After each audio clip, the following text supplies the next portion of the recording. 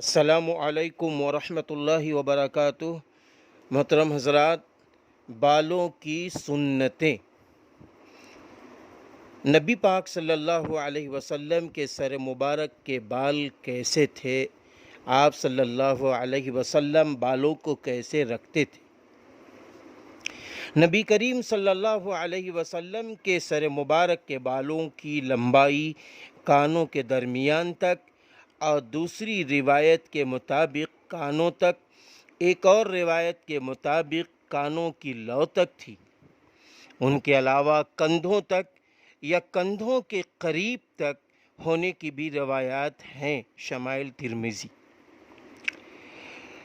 اسی طرح یا تو سارے سر کے بال رکھے یا سارا سر مڈوا دے۔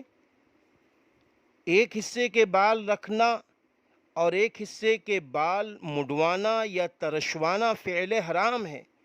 اللہ تعالیٰ مسلمانوں کو اس سے محفوظ رکھے۔ بڑا دکھ ہوتا ہے کہ سر کے آگے کے بال تو جھنڈ کی طرح ہیں اور چاروں طرف چھوٹے۔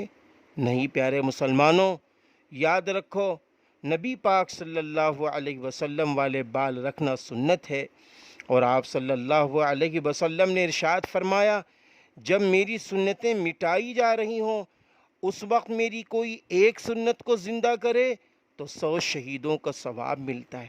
تو آئیے پیارے نوجوانوں، ہم طے کریں اپنے سر کے داہنے والے بال، بائیں والے بال، آگے والے بال، پیچھے والے بال، یہ برابر کٹوائیں گے، چھوٹے بڑے نہیں۔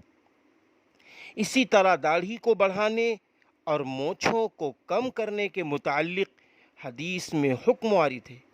داڑھی یعنی ایک مشت سے کم کتروانے اور مڈوانے والے کو حرام فرمایا گیا ہے۔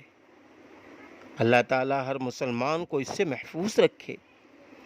مونچھوں کو کترنے میں مبالغہ کرنا سنت ہے۔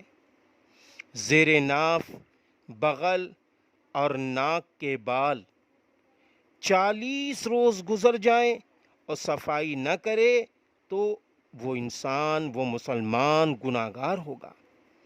اس لیے ہمیں 40 روز سے پہلے اس کی صفائی کرنی چاہیے۔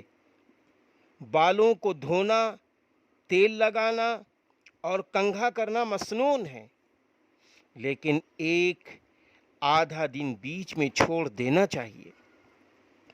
جب تیل ڈالنے کا ارادہ ہو تو بائیں ہاتھ کی ہتھیلی میں تیل لے کر پہلے آبروؤں پر، یعنی آنکھوں کے اوپر ہی جو بال ہوتے ہیں اس کو ابرو کہتے ہیں، پھر آنکھوں پر اور پھر سر میں تیل ڈالیں۔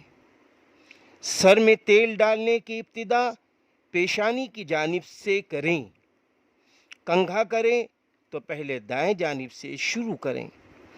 کنگھا کرتے ہوئے یا حسب ضرورت جب بھی آئینہ دیکھیں تو یہ دعا پڑھیں، اللہم انت حسنت خلقی فحسن خلقی۔ ترجمہ، اے اللہ، آپ نے میری صورت اچھی بنائی ہے، میرے اخلاق بھی اچھے کر دیجئے۔ آئیے ہم سب طے کریں